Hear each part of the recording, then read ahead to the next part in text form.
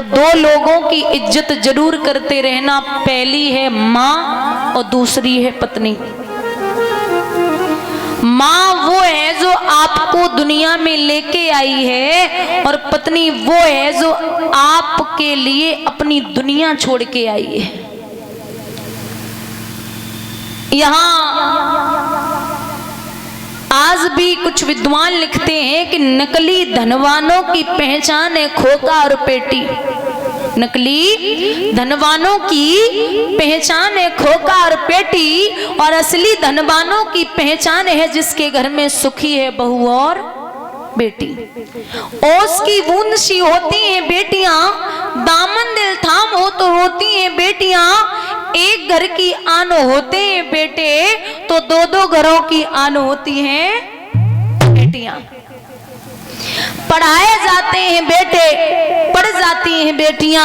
लाड़ लड़ाए जाते हैं बेटे, लाड़ लड़ जाती हैं बेटियां। खिलाए जाते हैं बेटे, खिल जाती हैं बेटियां। और उड़ाए जाते हैं बेटे, लेकिन कल्पना चावला जैसी उड़ जाती हैं बेटियां। बेटी वो रत्न है जो हर किसी के घर में नहीं होता। कुछ लोगों के यहाँ अगर एक बेटा पैदा हो जाए, पहली संतान, तो कहते अब ठीक है, फ्री हो गए, अब बेटी की तो जरूरत है ही नहीं, बेटा हो गया। किसी के दो बेटे, वो सोचता मैं तो बहुत भाग्यशाली हूँ जो दो दो बेटे हैं घर में। किसी के चार चार बेटे हैं, बिटिया है ही नहीं, बोलेगा कि मुझे मिलेगा, जाने वाला है नहीं। क्यों? बेटी वाले देंगे, आना जाना तो है नहीं। तो एक बात बताइए, जब ऐसे ही लोग सोचते रहे कि किसी के दो बेटे हैं, किसी के चार हैं, किसी के एक है, जब बेटियां होंगी नहीं तो बेटों की शादी कहां से करोगे? ऐसे अगर सब सोच लें, क्योंकि माँ, भाभी, चाची, बुआ, मासी, जो भी रिश्ते हैं वो बेटियों से ही बनते हैं। यहाँ तक कहते हैं कि बेटी के लिए शादी के पहले जो सबसे पहले खाती थी, वो पराए घर जाके सबसे बाद में खाती है। और अगर खाना बना रही है और बच्चा बोल दे मैया तेरा शरीर गर्म है, तो रसोई से बाहर आके बोलेगी नहीं लाला वो क्या है ना, बुखार नहीं है, वो काम कर रही थी तो शरीर गर्म हो गया। खाना बना रही थी रसोई में तो शरीर गर्म हो गया। कभी नहीं बोल सकती किसी को तकलीफ हो। आज भी देखना कि चार बेटों को एक माँ पाल सकती है, लेकिन चार बेटे बड़े होकर के माँ को नहीं पाल पाते। जब हम छोटे थे ना, तब कहते थे कि माँ मेरी है, माँ मेरी है, माँ मेरी है। और जब बड़े हो गए तो धक्के मार के बोलते हैं कि माँ तेरी है, माँ तेरी है, माँ तेरी है। अब कोई नहीं रखना चाहता। शादी के बाद, शादी हो जाए लड़के की, और शादी के बाद फिर बहू आई तो साल दो साल बाद जैसे कुछ बोला गया तो कहेगी बहू की अब खाना नहीं बन रहा, या तो अलग हो जाओ या फिर शहर में चलो कमरा लेके रहेंगे।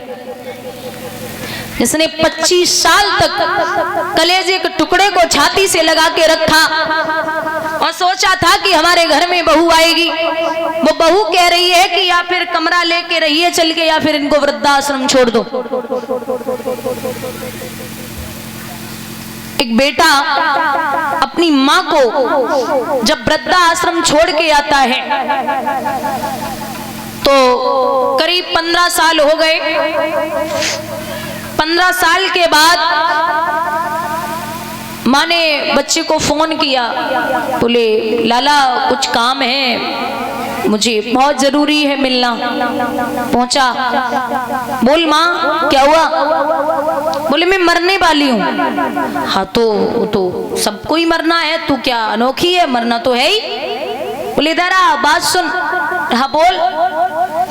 लाला मैं मरने वाली हूँ, शायद है 24 घंटे ना चलूं, 10 घंटे ना चलूं, 2 घंटे ना चलूं, 10 मिनट ना चलूं, तो एक काम कर, जब तक मेरी आंखें खुली हैं तब तक जिस कमरे में तूने मुझे रखा था उस कमरे में गर्मी बहुत है, पंखा लगवा दे।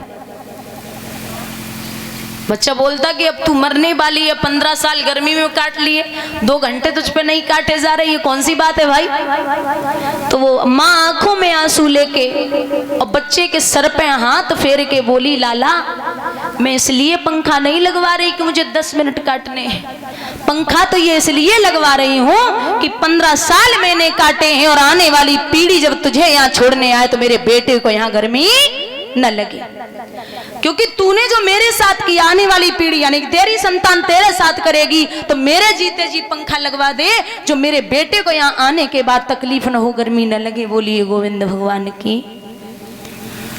आप कितना भी कर लो, मथुरा वृंदावन दाऊजी वर्षाने शिरडी वैष्णो देवी हरिद्वार कहीं भी जाइए, अगर माँ बाप तकलीफ में है तो फिर आप किसी काम के नहीं है। अरे घर में सास बैठी है भूखी, कुछ बहुएं तो हमने ऐसी देखी, बोले जब तक लड्डू गोपाल की पूजा नहीं होगी और वो मैं भोग नहीं लगाऊंगी तब तक सासू माँ को नहीं खिलाऊंगी। अच्छा, बूढ़े बुजुर्ग जैसे हो गए और फिर बच्चा 5-6 साल का बच्चा हो और 60, 70, 80 साल का बुजुर्ग हो, तो 80 साल की दादी या दादा और इधर वो 5 या 8 साल का बच्चा बराबर है। इतनी भूख उनको लगती है ना, बचपन में उतनी भूख उनको लगती है, सुबह ही सुबह चाहिए होता है। और बहू चिल्ला रही कि रुक जाओ 10 बजे मिलेगा, रुक जाओ मैंने अभी नहाया नहीं, बच्चों को स्कूल छोड़ना है, तुम्हें नहीं मिलेगा। वो पूजा किसी काम की नहीं है। जब बुजुर्ग घर में भूखे बैठे हैं तो पूजा भगवान भी नहीं लेता तुम्हारी। जिंदगी भर पूजा कीजिए, वो पूजा आपकी भगवान लेने वाला नहीं है। कहते हैं कि अगर घर में बहू आई, और निवेदन करती हूं बुजुर्गों कि घर में बहू लाना, बहू रानी मत लाना। बहू आएगी वो संस्कार लेके आएगी और बहू रानी आएगी वो कार लेके आएगी। बहू आएगी वो आपका कहना मानेगी और बहू रानी आएगी आपको उसका कहना मानना पड़ेगा। बहू आएगी वो घर का काम करेगी, लेकिन बहू रानी आएगी आपको उसका काम करना पड़ेगा। बहू आएगी तो वह आपकी बात मानेगी, आपकी सुनेगी, लेकिन बहू रानी आई तो बेटा उसकी बात मानेगा और वो बेटे की बात मानेगी। जितने भी धनवान हो जाओगे ना और फिर ये सोचोगे कि मुझे शादी में 50 लाख चाहिए या 1 करोड़ चाहिए, तो ये समझ लेना कि वो आते आते आपकी इज्जत नहीं करेंगी, मौत, क्योंकि उनके बाप ने पहले ही तुम्हें दे रखा है, इतना सब कुछ दिया और तुम्हें करना क्या है। संस्कारी पत्नी ढूंढी है। यहाँ हमारे भैया भी बैठे, आपसे एक बात पूछनी है। आपसे कोई ये कह दे कि पत्नी लड़की तो बहुत सुंदर होगी लेकिन सुबह उठ के आपको भी गालियां देगी और सास ससुर की सेवा नहीं करेगी, कोई राजी हो जाएगा? कोई नहीं होगा अगर समझदार होगा।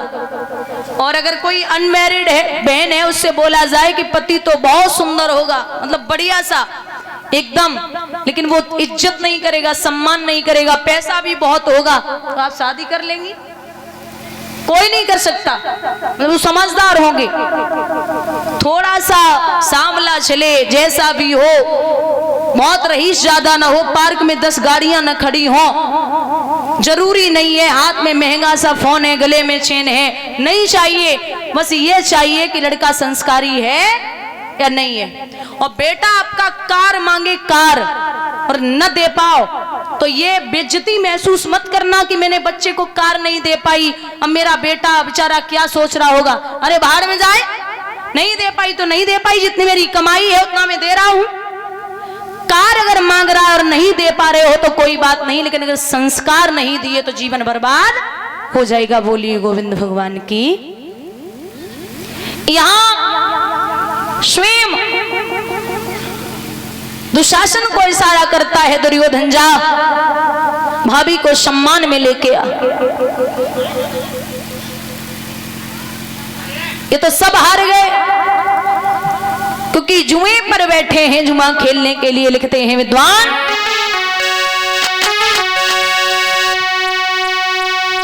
जुआ हस्तिनापुर में खेल रहे कुंती के 5 बेटा जुआ।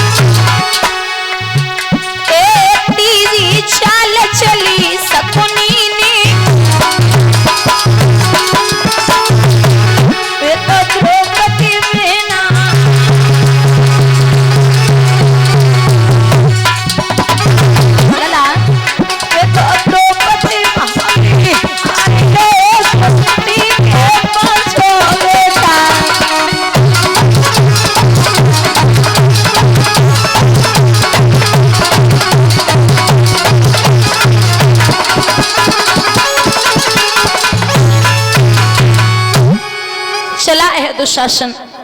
समाज में लोग सोच रहे हैं कि अब क्या होगा।